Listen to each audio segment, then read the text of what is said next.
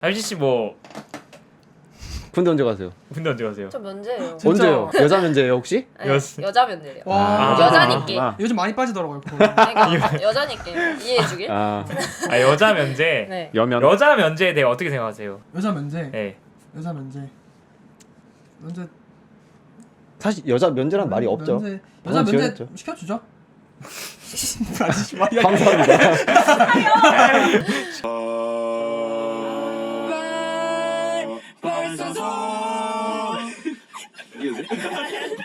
그리고 요즘 좀 약간 특히 대선 지나면서 좀 이슈들이 됐었죠. 키워드들도 나오고 결국 이제 우리나라가 휴전 상태다 보니까 그런 키워드들이 나올 수밖에 없는 상황인데 한번 여성 징병제에 대한 얘기를 해보면 좋지 않을까. 근데 먼저 이제 좀 더 그 백그라운드나 뭔가 그런 거에 대해서 뭐 간략하게만 조금 얘기를 하면은 결국에는 그 인구가 줄고 있죠. 네. 그래서 지금 당장보다 20년 뒤에는 현재 군인 수의 절반 3분의 1이 된다고 해요.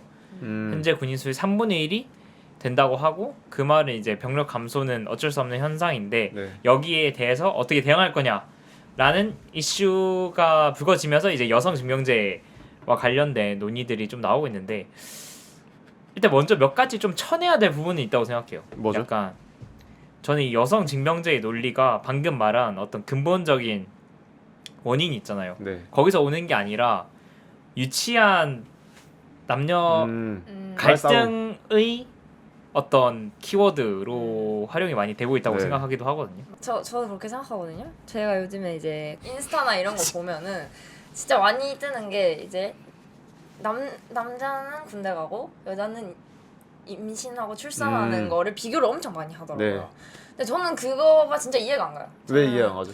그러니까 그거가 뭔가 동일선상에 있는 행위인가? 그러니까 어쨌든 뭔가 우리나라에서 남자만이 할 수 있는 일과 여자만이 할 수 있는 일 그거밖에 없어서 뭔가 그걸 동일선상에 두고 비교를 하는 것 같은데 뭔가 그걸 비교하는 것 자체가 저는 약간 이제 좀 말이 안 맞는다. 그러니까 그쵸. 군대는 어쨌든 이제 국가를 지키기 네. 위해서 이제 국가 불러서 가는 행위고 또 출산은 이제 자기가 이제 선택하는 거죠. 네, 번영하기 의무와 선택. 번성하기 위해서 이제 그런 선택을 하는 건데 뭔가 그거를 이건 여자가 하는 일이니까 이건 남자가 하는 일이니까 이렇게 해가지고 갈라치기를 하는 것 자체가 말이 안 된다. 네, 뭐 그것도 그건데 일단은 토론을 하려면은 같은 주제에 대해서 토론을 해야 되는 거거든요. 그렇죠. 근데 그건 같은 주제가 아니죠. 맞죠? 맞아요. 완전히 카테고리가 다르죠. 주제가 다른데 여자만 할 수 있는 일과 남자만 할 수 있는 일로 나뉘니까 그게 나온 거고 제가 초등학교 1학년 때 했던 토론에서 똑같은 논리를 썼는데 네.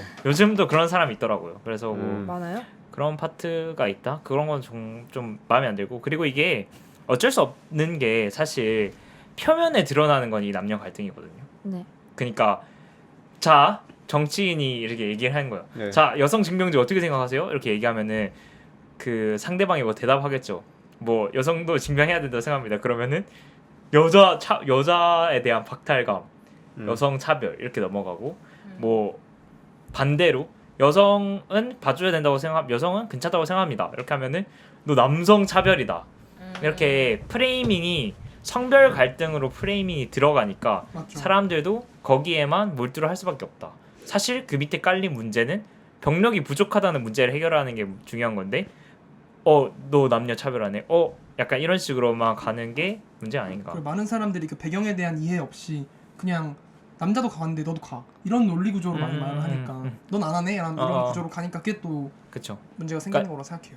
결국에는 이 문제도 되게 다양한 다면적인 관점에서 바라봐야 되는 건데 단순히 남자가 가니까 여자도 가야 돼라는 맞아요. 논리가 아니라 네. 남자가 가는데 여자도 가야 되면 왜 가야 되는지 그리고 어떤 백그라운드에서 가야 되고 어떤 것들이 필요한 건지 이런 거에 대한 좀 심층적인 논의가 필요한 부분인데 좀 너무 표면적으로 소비되는 경향이 있다. 오케이. 그렇죠. 그럼 어떻게 하면 바람직하게 이제 이야기를 해볼 수 있나요? 저희가 이제 공정하게 바라보려면 공정하게. 이거를 남녀의 문제라고 생각하지 말고 네. 우리나라가 어쨌든 휴전 상황이어서 이렇게 된 거니까 그런 시스템적인 부분으로 좀 더 바라봐야 할 것 같고 그래서 그게 이제 여성 징병제를 하게 되면 뭐가 도움이 되고 뭐가 안 좋은지 뭐 이런 얘기를 좀 객관적으로 하면 좋지 않을까. 생각합니다. 저는 그래서 이게 이제 이미 실현이 되고 있는 나라들이 있잖아요. 그것들 약간 좀 조사를 좀 해왔는데 덴마크 같은 경우에 최근 들어가지고 다시 여성 징병제를 하고 있다고 해요. 그래서 여성 징병제가 어떤 백그라운드에서 실제 사회 제도에 편입이 되었는가 그런 것들 좀 궁금해서 찾아봤는데 일단 먼저 첫 번째로 우리나라와 근본적으로 다른 부분이 있었어요. 그건 뭐냐면 바로 징집률. 네. 그러니까 우리나라도 징병제, 덴마크도 징병제기 때문에 그러니까 징병의 대상이 되는 사람들은 다 신체 검사를 받아야 되는 거거든요. 마찬가지로 우리 모든 남자들은 신체 검사를 받잖아요. 근데 우리나라는 신체 검사를 받아보시면 알겠지만 그 3급입니다. 2급입니다. 그 뜨면은 가야 되잖아요. 그냥. 그래서 징집률이 90%가 넘는데요. 최근 들어서는 진짜 병력이 부족해서 다 보내려고 막 아픈 사람도 다 보내는 수준까지 이르렀다고 하는데 근데 덴마크 같은 경우에는 징집률이 10에서 15%라고 합니다. 그러니까 10에서 15%라는 말은 징집이 돼서 1급이 떠도 안 가려고 하면 안 갈 수 있다는 거죠. 그러니까 그리고 실제로도 징집 거부권이 있대요. 그러니까 너 군대 와야 돼 했는데 나 안 갈래 하면은 안 갈 수 있는 거죠. 그러면은 누가 가냐? 진짜로 군대를 가고 싶은 사람만 갈 수 있게 되는 거예요. 그럼 약간 직업군인의 형태. 약간 그렇게 느낌이? 그것과 비슷하죠. 그러니까 이름은 징병인데 사실 이제 직업군인과 비슷한 형태가 되는 거고 근데 여기서는 이게 약간 상상해 보시면 약간 바로 와닿을 텐데 예전에는 남자들만 신체 검사를 해서 남자들한테만 너 군대 갈래 말래 이렇게 물어본 거예요. 그러면은 나 갈래 하면은 가는 거고 나 안 갈래 하면 안 가는 거죠. 근데 지금은 그러니까 여성 입장에서는 왜 나한테는 안 물어봐줘? 나도 군대 갈 수 있는데 왜 나도 국방 임무 질 수 있는데 왜 나한테는 안 물어봐줘?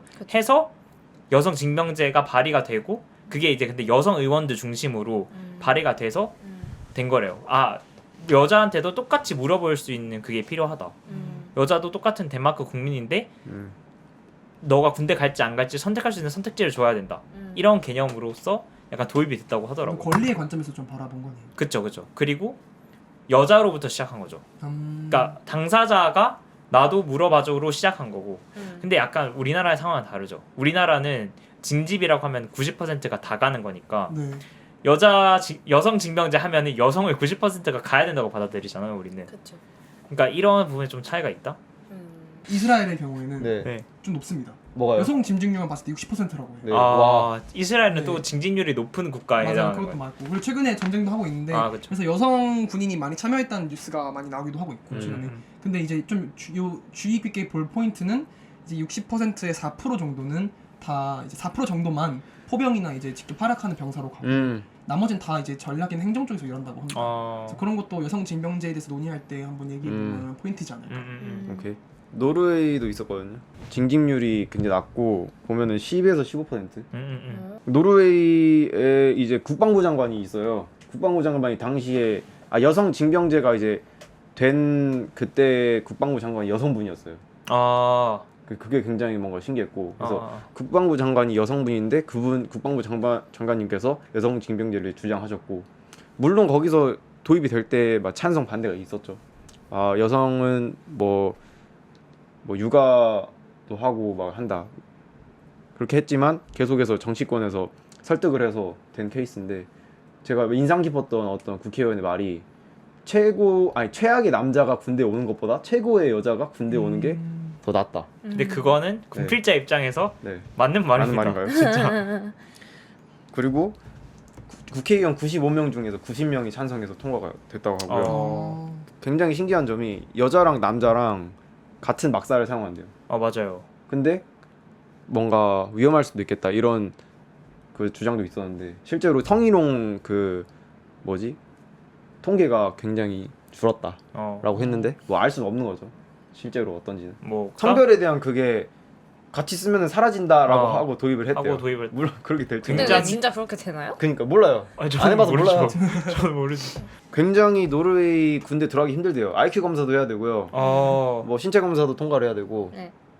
그러고요. 그리고 복지도 수준이 달라요. 그 월급이 기본적으로 있고 월급 72만 원이라 해요. 근데 이건 그렇게 크진 않은데 그쵸. 와이프가 있으면 그러니까 와이프가 아니더라도 같이 사는 어떤 가족 짝꿍이라 해야 되나요? 파트너라 해야 되나요? 동거인. 같이 사는 동거인이 있으면 네. 보너스 좀 더 주고 또 아. 아들이 있으면 또 더 주고 이렇게 한다고 하고 그리고 뭐 임대료, 지방세 다 대주고 그리고 정말 특이했던 게 대학교 학점에 대한 가산점을 준대요. 오, 그게 뭔 말이죠? 그러니까 학점을 더 높은 학점을 받을 수 있게 네. 해준다 군인이면. 네. 대학교 입학에 대한 가산점은 아니고 음. 학점에 대한. 그러니까 시험을 좀 못 쳐도 좋은 학점을 그런 받을 것 수 같아요. 있게. 유능한 사람들이 많이 오겠네요, 분들. 그죠. 그래서 선호도가 굉장히 높고 뭔가 이런 베이스가 있어서 여성 징병제도 설득이 된 게 아닌가 정치 쪽에서. 그러면 오히려 여자 입장에서도 억울함을 느끼겠다. 그러니까 이런 그러니까 왜 나도 혜택을 이런 혜택을 원한다면은 어플라이 할 수 있어야 되는데 원래는 그런 자격조차 없었던 거잖아요. 여자라는 이유만으로. 그러니까 나한테도 그런 기회를 줘라 이렇게 되는 거고. 그렇죠. 이거를 보면 볼수록 조금 느끼는 게 네. 결국에 근본적인 이 여성 징병제에 대한 논의가 이렇게 남녀 갈등으로 몰리는 이유는 그냥 군대가 쓰레기 같아서 그런 거라는 느낌이 맞아요. 많이 들어요. 근데 노르웨이가 이렇게 군대의 어떤 그런 복지나 시설이 좋은 이유는 노르웨이가 석유가 난대요. 아 그쵸. 네. 거기는 이제 그래서 그렇대요. 거기는 1인당 GDP가 저희랑 다르죠. 네. 근데 이제 그게 이유가 될 수는 없죠. 노르웨이는 부자 나라니까 그렇게 해도 돼. 그게 우리나라 적용이 되냐? 그거는 다른 문제 아닐까? 그래도 근데 우리나라에서 뭔가 이제 복지를 개선하고 하려면은 재원이 들어가니까. 그렇죠. 근데 우리는 그리고 또 연관 있지 휴전국이기도 하니까. 결국은 돈의 논리로 들어가야 되는 부분이 없지 않아 있긴 한데. 네 맞아요. 우리나라 약간 전시 상황이다라고 생각하고 군인을 데려와서 더 그런 것 같아요. 좀 더 효율적으로 쓰려고 애들을. 그러니까 엄청 많은 사람들을 데려오고 이제 지금 휴전 상황이니까 사실 언제 전쟁이 터져도 모르는 거니까 네. 그냥 진짜 전쟁터처럼 복지를 신경 쓸 그게 아니고 아. 그러니까 지금 우린 전시 비상 상황인 상태니까. 거지. 그러니까 그 이유가 정말 합리화가 좀 있으니까. 되는 거죠. 그죠. 설명이 되는 거니까. 그죠. 그리고- 그걸로 합리화를 시키는 거죠. 그리고 이게 되게 오래 지속되어 왔잖아요. 맞아요. 그러니까 맞아요. 사실 저희 아버지 세대만 해도 음. 막 월급 1,000원 막 이렇게 와. 받으면서 군생활 했으면은 맞아요. 근데 그게 깔려 있잖아요. 그 인식 백그라운드에. 그니까요. 그니까 지금 막 몇백만 받으면은 와, 너무 좋다 이렇게 생각하는 거예요. 근데 그게 결국에는 한계점이 생길 수밖에 없는 맞죠. 게 아닌가.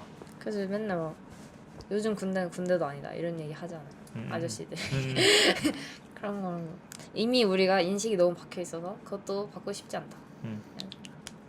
아마 좀 그래서 결국엔 근데 문제는 문제잖아요. 또. 문제는 문제 이거 유행어예요. 이거 약간 맨날 하는 말인데 문제는 문제야. 그래서 맞아요. 근데 맞는 말이에요. 결국에 근데 이렇게 막 논의를 해도 결국 해결을 하긴 해야 돼. 네.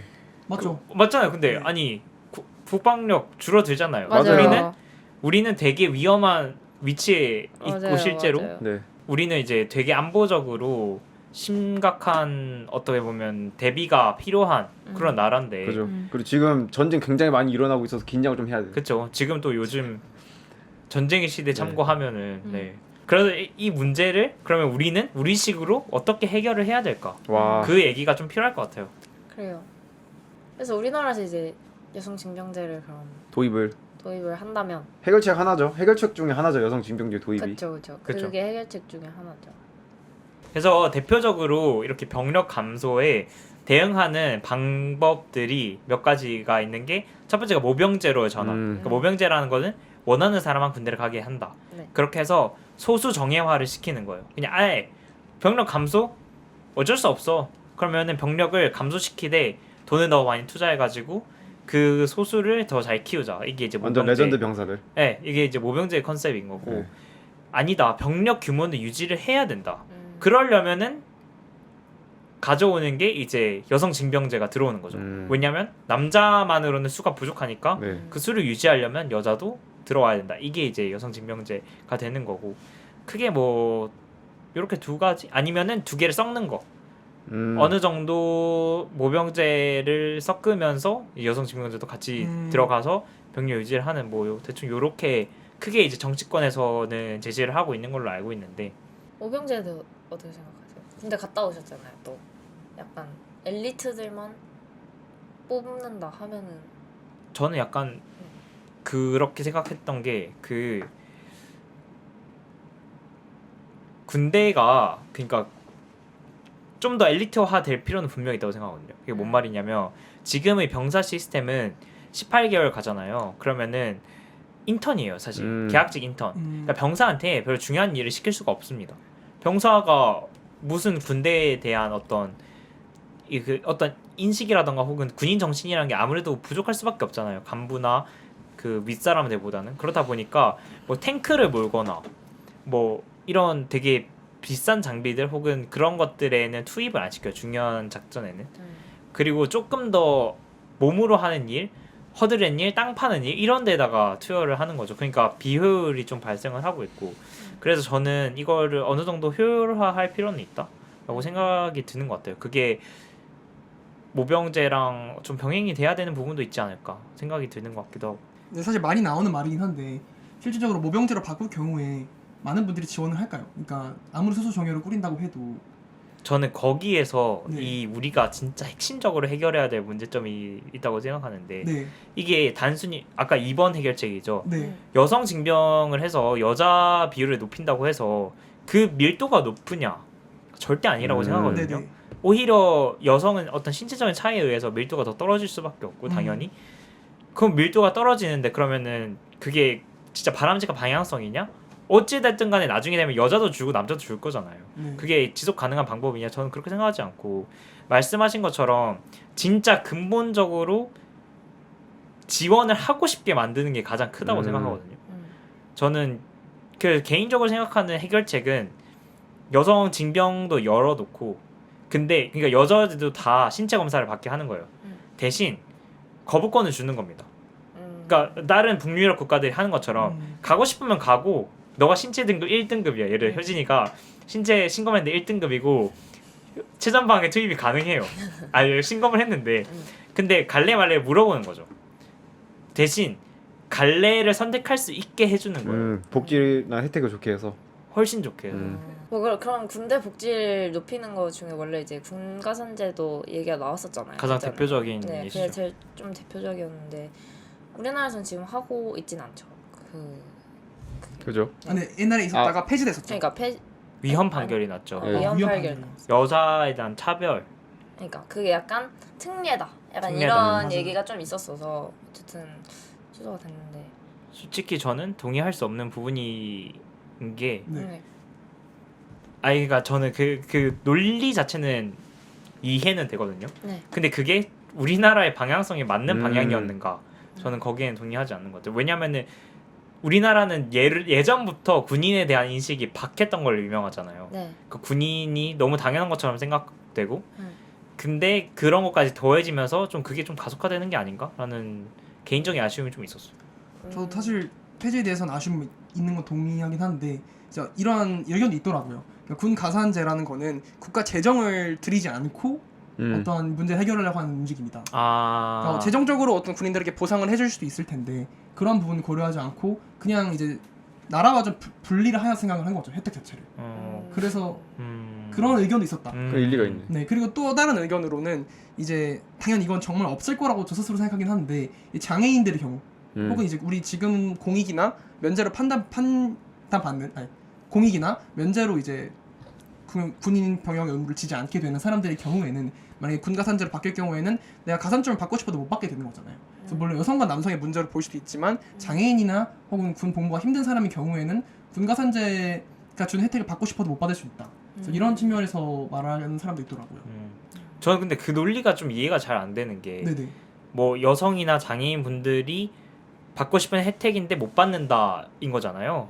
근데 그거는 그러니까 제 말은 군대를 가는 사람 일단 첫 번째 군대에 대한 선택지가 없다는 것 때문에 그런 논리가 나오는 것 같다고 생각을 하거든요. 그러니까 남자면은 강제로 가니까 강제로 가는 애한테 왜 가산점을 줘라는 논리가 되면은 네. 나는 강제로도 못 가는데 왜 나는 못 받아 이렇게 되는 논리가 된다고 생각해요. 근데 그게 멀리서 딱 바라봤을 때 그게 군인에 대한 대우, 처우라는 관점으로 본 게 맞을까? 라는 저는 생각이 들거든요. 모두에게 줘야 하는 게 아니잖아요. 가산점이라던가 그쵸. 복지라는 거는 맞죠. 잘한 사람한테 주는 거잖아요. 네. 혹은 희생을 해주신 분들한테 주는 건데 그렇죠. 그런 측면에서 그렇게 논리가 나오는 게 저는 좀 이해는 안 가는 것 같아요. 저도 이해가. 약간 어떤 말이냐면 네. 뭐 장애인 분들에게 사회 복지를 많이 해주잖아요. 사회 복지가 필요하고 실제로 똑같은 거죠.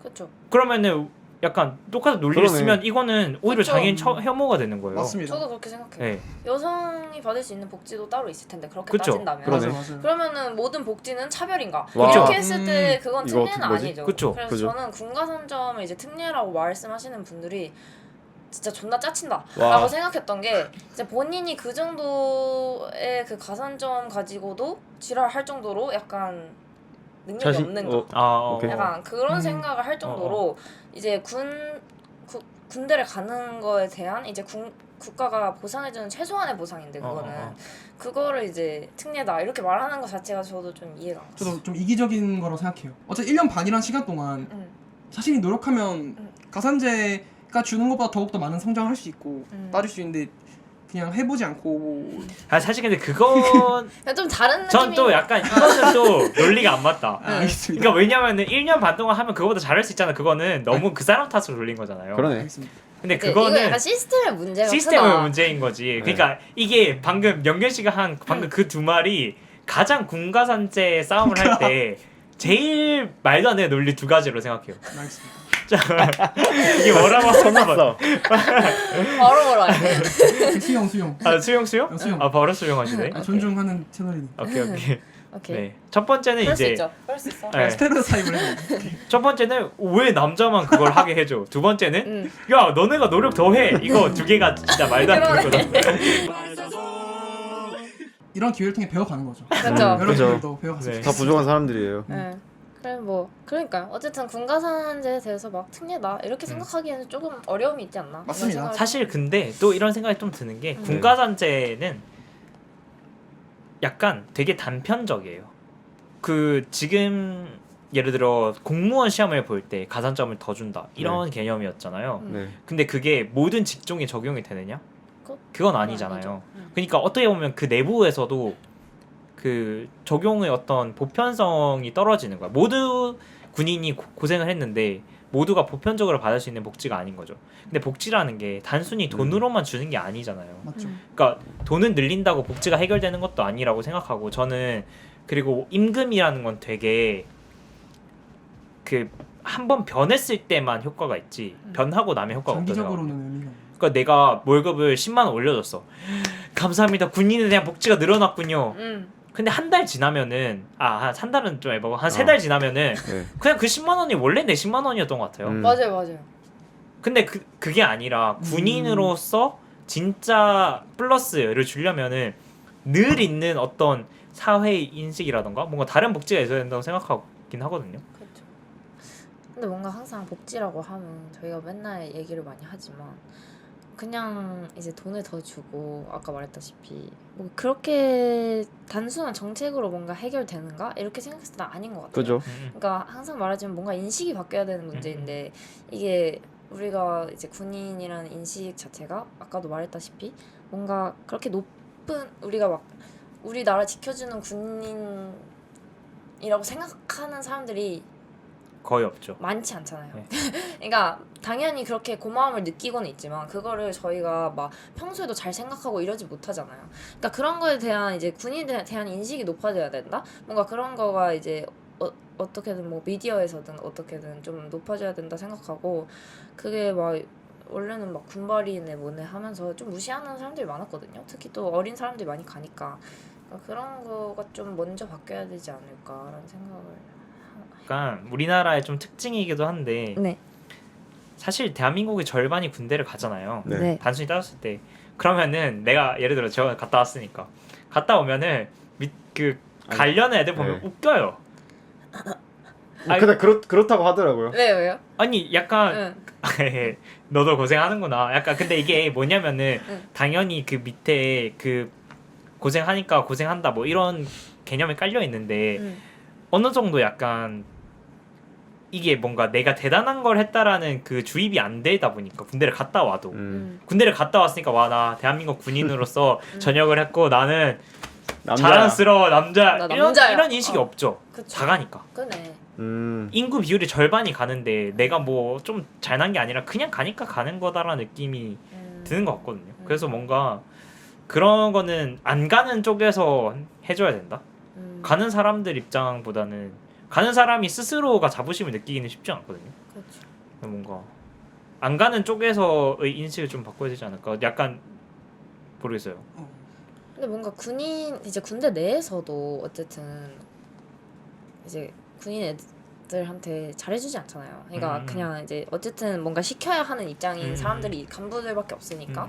근데 저는 그거 자체가 뭔가 내가 군인으로서 우리나라를 잘 지키고 있다라는 생각을 하기가 힘들게끔 만든다고 생각하거든요. 거기서 맨날 막 괴롭힘 당하고 정말 하기 싫은 짬통 치워야 되고 하기 싫은 거 해야 되는데 대우도 못 해줘. 그러면은 내가 어떻게 이 나라를 지킨다고 이렇게 마음을 막 좋게 먹을 수가 없을 것 같아요. 제가 군대를 간다 해도. 그래서 뭔가 이제 당연히 이게 위계라는 게 있어야지 그 단체 생활에서가 지켜지긴 하겠지만 저는 뭔가 군대 내에서의 좀 대우가 바뀌어야 되지 않을까라는 생각을 좀 해요. 그래야지 사람들이 군대 가기 싫다라는 생각을 좀 덜 하지 않을까? 저는 방금 말했던 거랑 좀 연관이 되는 건데 그 효용의 문제라고 생각을 많이 하거든요. 그러니까 내가 군대를 갔어. 근데 가서 그냥 산만 파다가 나왔어. 그러면은 되게 그게 아무것도 아닌 것처럼 보여요. 그 시간이. 그치? 그러니까 내가 군인인 거에 대한 프라이드도 별로 없는 거야. 근데 그거를 효용으로 바꿀 수 있는 시스템이 만들어진다면 저는 그게 생길 거라고 생각을 해요. 예를 들어서 뭐 저는 이제 공대생이니까 공대생으로 좀 더 어플라이를 할 수 있는 부분이 많고 예를 들어서 뭐 당장 뭐 전산병 같은 것들도 사실 우리나라 국방 기술 되게 좋잖아요. 근데 그런데 투입을 안 시킨단 말이에요, 병사들은. 근데 똑똑한 애들도 다 군대 가는데 걔네들은 그런 뭔가 진짜 국가를 위한 일을 할 수 있게 안 해줘. 그 전공을 살려서 뭐 그런 거 없죠. 전공을 살리거나 뭔가 지원을 해서 할 수 있는 그런 게 없어요. 있지 않아요, 근데? 그러니까 잘 없죠. 잘 없죠. 그런 식의 시스템이 잘 안 돼 있죠. 그런 선별적인 시스템. 있는 전공만 뭐 경영이라고 하면은 물자 보고 막 이런 거 있고 공대는 많이 없나요? 그렇지 있다 해도 그렇게 막 그러니까 근데 건 아니니까. 방금 말했던 것처럼 네. 물자 보급을 해봤자 물자 보급이 아니라 그게 맞아요. 상하차예요. 근데 진짜 물자 보급을 관리하게 해줘야 된다는 거죠. 그렇죠. 내가 뭐 예를 들어 물자 관련 공부를 했어. 근데 진짜 군대에 가서 물자 관련 경험을 쌓아요. 그럼 그건 이력서에도 쓸 수 그죠. 있잖아. 맞아. 근데 우리나라는 군대 갔다 오면 그냥 이력서에 그냥 1년 군필 딱 끝이에요. 그러니까 그러네. 효용이 안 느껴진다 스스로도. 사회가 뭐라고 하는 것도 있는데 스스로도 별로 군대가 좋은 기억으로 남을 수가 없는 거죠. 근데 저도 미필이잖아요. 네. 그래서 뭔가 군대를 다녀오면서 능력이나 기술을 배워오면 되게 좋을 것 같다는 생각을 하긴 해요. 근데 본인이 카투사 가려고 하는 이유도 물론 쉬운 것도 있겠지만 그죠. 그 일과 외 시간에 할 수 있는 것도 훨씬 많고. 그리고 영어도 있고 맞아요. 준비할 수. 네. 제가 군대 가기 전에 그 아는 선배가 해줬던 말이 운전병 가라 운전병. 근데 운전병 가라고 했던 이유가 군대에서 운전이라도 배워와라 이거였어요. 근데 저는 그게 말이 안 되죠. 군대에 가면은 배울 수 있게 해줘야죠 뭐든. 근데 저는 총 쏘는 거랑 뭐 몇 개 안 배웠어요. 몇 개 안 배우고 다 저 혼자서만 했지. 약간 그걸 시스템적으로 해서 효용을 늘려줘야 되지 않을까? 실제로 제 친구는 카투사 갔거든요. 근데 거기서 그걸 해요. 기자를 해요. 와, 군대 기자. 진짜로? 그래서 이제 많이 파견 다니면서 사진 찍고 기사를 쓰는데 그런 것들은 되게 좋을 것 같더라고요. 영어도 많이 늘기도 했고. 저는 근데 그것도 이제 사실 병사 한정으로 많이 안 시키는 일이기도 그래서, 하잖아요. 네. 제 친구 중에 이스라엘 친구가 있었는데 그 친구는 화공을 전공했거든요. 네. 그래서 가서 진짜 그 화학 무기를 개발했어요. 군대에서. 브레이킹 배드. 이건 좀 더. 근데 이게 걔도 그냥 저랑 평범한 거기도 의무니까. 근데 가서 자기가 공부했던 걸 바탕으로 진짜 실질적인 군대에 도움이 되는 걸 하고 그게 이제 이력에도 되는 거야. 나는 진짜 화학 무기를 개발을 해봤으니까. 뭐 좋다 나쁘다를 떠나가지고 네네. 좀 그런 시스템이 되어야 프라이드가 뭔가 생기는. 프라이드가 생기지 않을까?